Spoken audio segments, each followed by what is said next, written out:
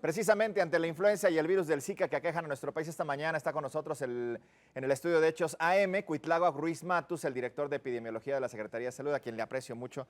Primero, pues la desmañanada. No, hombre, al contrario. Y después, bueno, pues que en medio de las lluvias, las caídas de espectaculares y de árboles, haya usted podido llegar aquí a TV Azteca. Con mucho gusto, Jorge. Muchas gracias por el Frente a qué espacio. estamos con lo de... Vamos con influenza primero, Claro ¿no? que sí. Que dicen que ya se acabó, pero no es cierto. Bueno, no se ha acabado. Estamos ante una temporada de influenza, Jorge, una temporada que fue un poco retrasada. Recordar, la influenza es una enfermedad respiratoria provocada por un virus, es altamente contagiosa y que existe durante todo el año. Para decirlo claro, ¿es una gripa grande? Es bastante grande, sí, que incluso puede llevar a la muerte en algunos casos muy ahí la específicos, diferencia, ¿no? en el menos de los casos, pero por supuesto que sucede.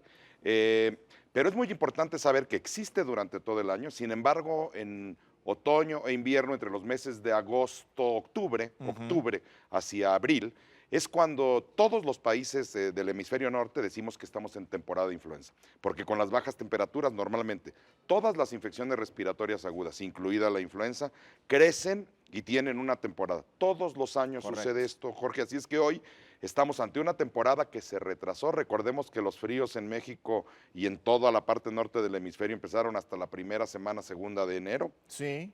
Hoy estamos, yo podría decirles, en el pico de la curva. Tal vez nos faltan un par de semanas más con este nivel de casos en el pico de la curva y después empezaremos a ver un descenso. Eso es lo que está pasando con la Y es verdad, influenza. porque estamos ya a punto de llegar a la primavera. Exactamente. Y los ventarrones de hoy pues, son propios de invierno, ¿no? Exactamente.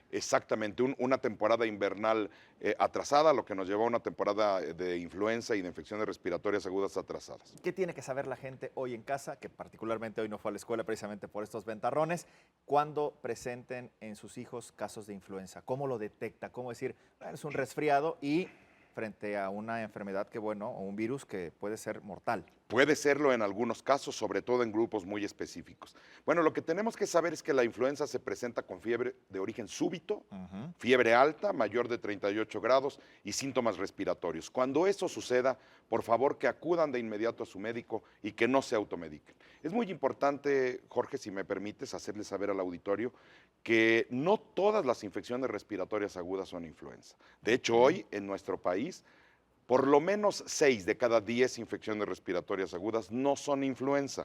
Por lo tanto, no todas responden al mismo medicamento. De ahí la importancia de que si tienen fiebre de origen súbito, fiebre alta y síntomas respiratorios, acudan de inmediato a su médico y que no se automediquen. Las medidas preventivas las conocemos desde hace mucho tiempo. Recordemos, lavado de manos frecuente, uso de alcohol gel si fuera necesario y si es posible, el uso del denominado estornudo de etiqueta. Este tema de estornudar o toser con el ángulo que forman el brazo y el antebrazo, no acudir a lugares muy concurridos si uno tiene síntomas respiratorios, alejarse de humo de tabaco y estar siempre muy atento a la información que medios tan importantes como este dan a la población. Muchas gracias. ¿El uso del cubrebocas? El uso del cubrebocas, por supuesto que no está prohibido. Técnicamente es poca su utilidad, toda vez que el tamaño de los virus, Jorge, es infinitamente menor que el tamaño de los poros que tiene el cubrebocas común. Se utiliza, lo efectivo, son algunas mascarillas que se llaman N95 por su técnicamente hablando y que no son las más comunes. Sin embargo, pues tampoco está de más todas esas precauciones. Estoy viendo aquí las redes sociales. Pregúntale del Tamiflu. Bueno, pues le pregunto, ¿qué pasó con el Tamiflu? ¿Lo escondieron? ¿No estaba? ¿Ya está? ¿Qué pasó? Bueno, desde el punto de vista de los servicios públicos de salud, Jorge, te puedo decir que nunca hemos tenido desabasto de Tamiflu. De oseltamivir, eso es el fosfato de oseltamivir, es la forma correcta de denominar este medicamento. Nosotros en la Secretaría de Salud y en todo el sector salud, el señor secretario y todo el equipo se ha encargado de que no haga falta, no ha hecho falta en ningún momento y no hace falta ahora. Tenemos una reserva estratégica. Sé que en las farmacias privadas ha habido un desabasto que poco a poco se ha ido corrigiendo y para eso la Comisión Federal de Protección contra Riesgos Sanitarios ha estado atenta desde hace ya varias semanas y entiendo que están en vías de ir mejorando cada vez más ese desabasto. Pero eso es en la red de distribución privada. Correcto. Estamos platicando con Cuitláhuac Ruiz Matus, el director de epidemiología de la Secretaría de Salud, que está aquí en el Foro de Hechos, platicándonos de la influenza. Ahora vamos al caso del Zika. Está cayendo nieve aquí en el Ajusco. Termino la entrevista y me voy a un enlace con Baitiare o con el torero, para que se prepare. ¿Qué pasa con el Zika? Un reto muy interesante, Jorge. Recordemos que el Zika es también un virus que es transmitido por el piquete de un mosquito. Solamente que no olvidar que es el mismo mosquito denominado Aedes aegypti que transmite dengue y chikungunya. No, De bueno, manera tal que es potente entonces. lo que yo te podría decir es que hoy el enemigo es el mosco. Ujú. Por supuesto que los virus son los que provocan las enfermedades, pero el enemigo es el mosco. Así es que hay que centrar nuestros esfuerzos en evitar la existencia de este mosco, en controlar lo más posible este mosco. Especialmente con el Zika, hay evidencia creciente de su posible relación con problemas al nacimiento como la microcefalia y con algunos síndromes neurológicos como el Guillain-Barré. Aún hacen falta más investigaciones. En español, La microcefalia es cuando el bebé nace con el cráneo más pequeño de lo normal. ojo, Pero mamás. no solamente es eso, Ujú. eso conlleva a desórdenes neurológicos del bebé, porque evidentemente el cerebro entonces también sufre.